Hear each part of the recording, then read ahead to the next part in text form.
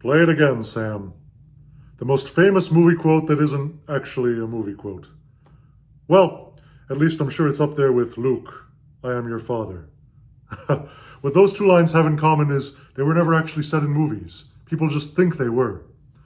In Casablanca, nobody actually ever says, play it again, Sam. They say, play it, Sam. Play it, if she can stand it, I can. And many variations of that, but nobody actually says, play it again, Sam. So that's the backstory behind one of the most famous movie quotes of all time, from one of the most famous movies of all time, Casablanca. That's a big one. Absolutely one of the greatest movies of all time. And I know that this video questions whether Casablanca is worth the hype. Well, I say it absolutely is. I think it's become fashionable lately to kind of downplay Casablanca. It was one of the top movies in the world, considered one of the top movies in the world for so long, and now often so many other movies are thought of before it. But I have a very special announcement to make today, and that is the fact that Casablanca is my favorite movie of all time. You heard it here first. It's my favorite movie. I think it's one of the greatest movies ever made, and I can't wait to get to talking more about it. So let's get right to it.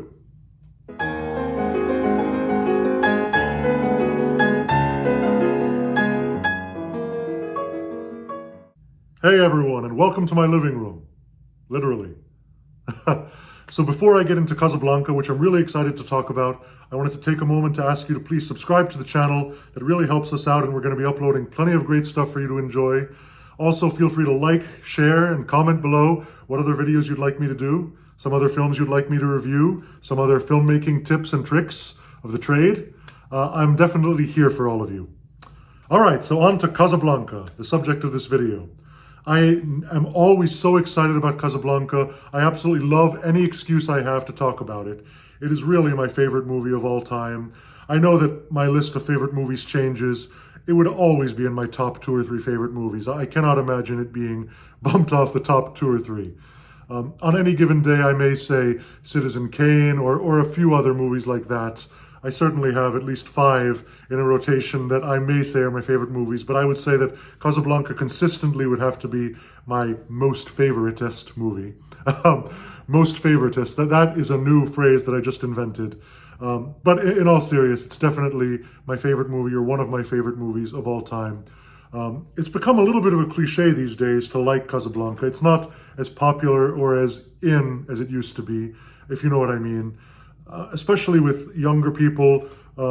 If you say Casablanca these days, many younger people don't know what that is, or in terms of the movie, or haven't seen the movie, which I'm really surprised by. Even a lot of people in the film business, I deal with a lot of people in the film business on a consistent basis. You'd be surprised how many of them don't know Casablanca. And whenever I hear that, I think, how can you be in the filmmaking business? I mean, it's literally the film that made cinema in my eyes. It was the ultimate expression of cinema but back when it was made in the 40s. It was made during World War II, but they set the movie right before Pearl Harbor, I believe, in early December 1941, so that to explain why the war hadn't escalated to the level where America was getting involved yet. Humphrey Bogart in the movie, he plays an American, Rick. The funny thing is that this is not an original story. It was taken from a play. Everybody Comes to Rick's was the name of the play, and it was bought by the studio, and they developed it into a script. It's a great script. I believe it was written by 2 brothers. Their names I'm exactly blanking out on, but I do know them. I do know that they've written a couple of other things. But again, in those days in Hollywood, oftentimes scripts would be written by a couple of people. That was not necessarily unusual.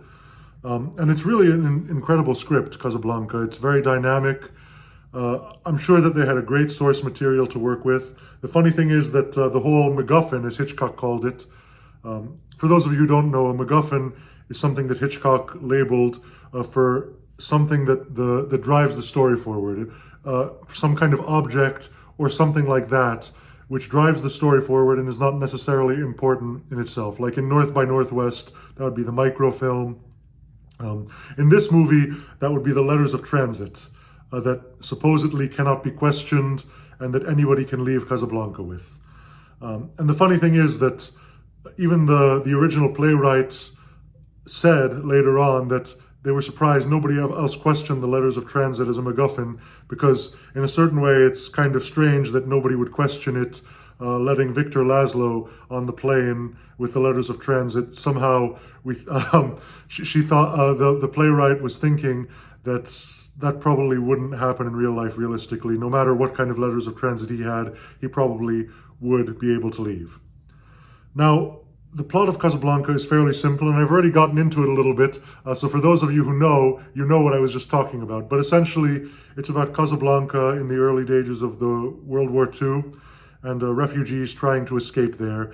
And there's this guy there, Rick, who owns a bar there, and Victor Laszlo, a revolutionary against the current regime. He enters with his wife, Elsa, and Humphrey Bogart's character and her had known each other. They had an affair earlier, and it's about that whole mess. I don't want to give away too many spoilers. If you know me in my reviews, I usually don't give away spoilers. I just talk about overarching themes and really all of that, technical things, direction, screenplay, things like that. So no spoilers here. This is a spoiler-free review, but it was directed by Michael Curtiz, absolutely great director. He was originally from Hungary. He actually never spoke great English. He spoke very broken English. I know David Niven once made fun of that in his autobiography. He made a big deal about that. But yeah, he spoke very broken English, which is remarkable that he managed to do what he did. I mean, another director who barely spoke English was Sergio Leone, and he was obviously Italian, and he did a lot of great movies, but he spoke very broken English. But Michael Curtiz, he was not Italian, he was Hungarian. He was originally from Hungary, and he started his film career there and then moved to the US and was very much in demand. I don't think he gets the recognition he deserves. You see, he was a great director, but he did a lot of studio pictures. He did a lot of different kinds of pictures. That they put him on all kinds of things, and he was great at all of them, really. So he's not like a lot of directors today who have a very distinct style. Like, you watch this movie and you know this is exactly this director's style. I think that it's more difficult what he did. He was versatile. He did all kinds of movies. He did a lot of the Errol Flynn movies, like Captain Blood, The Seahawk, I believe he did. A lot of those movies with Errol Flynn, who I believe he mentioned that he did somewhere between 7 to 12 movies with Michael Curtiz in particular. He even did an Elvis movie. So again, you can tell that Michael Curtiz, he just did it all. He was extremely versatile. He was like a chameleon, which is something you don't see today. And again, I think it's admirable to do all kinds of different things. I definitely believe in doing all kinds of different projects. I'm a screenwriter as well, as I've mentioned on this channel. I have at least about 10 finished screenplays that I've written, one of which we just filmed, titled My Last Words, and which is nearing the end of the editing process as I'm recording this video, and it's going to be hitting all the film festivals very soon. But my point is, I've written in all different genres of film. I've written, noirs, I've written dramas, I've written rom-coms, I've written historical epics, I've written all kinds of things, great love stories, tragic stories, all kinds of sizes, all kinds of budget levels. And I just absolutely love filmmaking, I love telling stories, and I love doing all kinds of things. And I believe that it's a terrible mistake. The big advice in the industry today, the film industry, is to just do a couple of different genres and be known for that. I just don't think that's any way to live. It's not what I like to do. It's not what I'll ever do. So maybe I will change that in the industry.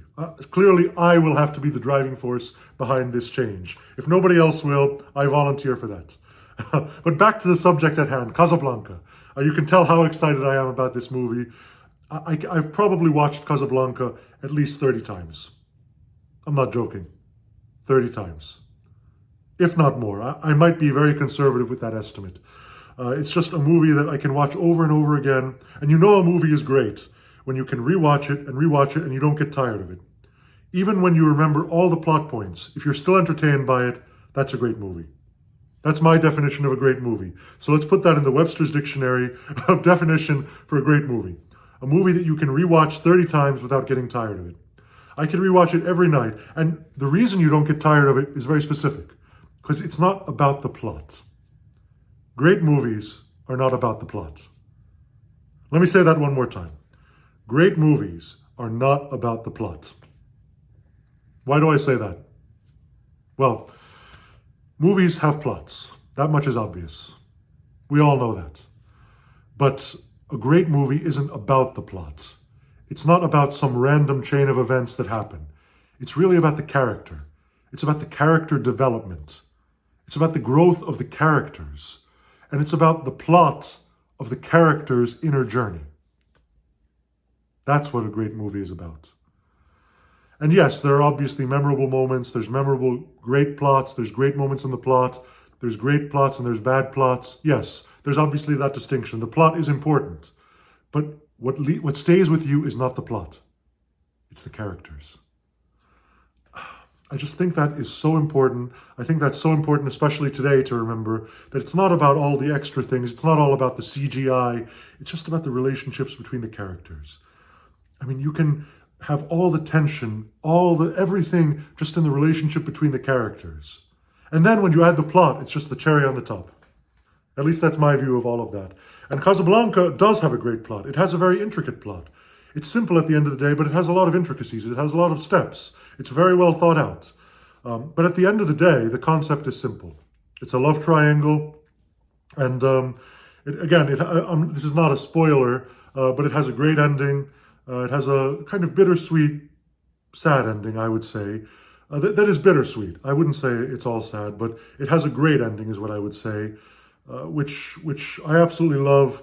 Deep, meaningful endings like that. It has a meaningful plot. It has great character development from the Humphrey Bogart character in particular. He starts the movie as a cynic, and he ends up surprising himself with how noble he can be. So it's an absolutely incredible movie, despite the fact that you never hear "Play It Again, Sam." Ingrid Bergman, she came from Sweden to do this movie. I believe this was one of her first movies in America, and she went on to have a great career in America. Other than that, the movie also has great supporting cast. Peter Lorre is in the movie for 5 minutes, but he affects the entire movie. He sets the entire plot in motion, being on screen for 5 minutes. Extremely memorable part. Claude Rains, another character actor, did so many movies, was a part of so many movies that I love. He's basically a cinematic icon, and you never see him trying to steal the show. He's just doing an incredible job, playing the character as honestly as he can. And he had obviously incredible talent, but you never see him trying to go above and steal the show. He's there for his purpose in the plot, which is absolutely admirable. And he does a great job. And the truth is, he does end up stealing a lot of it. Again, he's an incredible, I think that a lot of the people in the film are incredible, a lot of the small parts as well. And it just has this incredible motion. There's always so many people in each scene, which is definitely a trick from screenwriting to keep things, interesting. There's a lot of people in each scene. The scenes are played back and forth. The camera, if you notice the movie, it never stops moving. At least to me, it seems like it never stops moving, which is incredible. When today, even with these big budget movies, a lot of times you just see stand and talk things, typical coverage, shot, stand and talk. A lot of times I like these dynamic shots where a shot becomes something else. It becomes another thing, you do a little bit of a longer take. That is what I absolutely love in cinema, and that is what I believe is missing a lot today. So what else can I say about Casablanca? It's one of my favorite movies of all time. One of my favorite directors, one of my favorite actors in Bogarts. The cinematography is great. Incredible script, one of the greatest scripts ever written. Certainly, it must be one of the greatest scripts ever written of all time. It's certainly an inspiration for me. I think that it's been an inspiration for so many movies. Obviously, many movies have imitated it with varying degrees of success. We would all be lucky to be riding on Casablanca's coattails. I think that's a new quote. We'll be riding on Casablanca's coattails. You heard it here first. Well, thanks so much for listening to my rant about Casablanca, one of my favorite movies ever. Be sure to follow me on all social media platforms, Instagram, TikTok, Twitter, YouTube, right here on YouTube. Definitely subscribe to me, Facebook, all the social media platforms. I'm on there. I've got plenty of content just for you. Feel free to subscribe to the channel, like and comment below. Tell me what other videos you'd like me to do. And that's all for now, folks. And here's looking at you, kid. Oh, that's another quote from Casablanca. Here's looking at you, kid. I mean, This movie is just full of incredible quotes. I could just go on and on. Another favorite quote of mine from Casablanca is, what is this quote? I'm going to try to get it right. Oh, yes. So the guy goes up to Claude Rains and says, no, Claude Rains, in the scene where he's closing down Rick's cafe, he says, I'm shutting this place down. And then Rick says, why? And he says, well, I am shocked to find that gambling is going on here. And then the guy goes up to Claude Rains and says, here, you're winning, sir. And Claude Rains says, oh, thank you very much. An absolutely incredible line, and so witty. There's so much wit that I think is missing from movies today. And that's really what they use to entertain. I mean, nowadays you can rely on CGI and so many things, but then they really relied on the wit, the acting, the camera movement, all of that. So, without further ado, I'm going to bid you adieu. And here's looking at you, kid.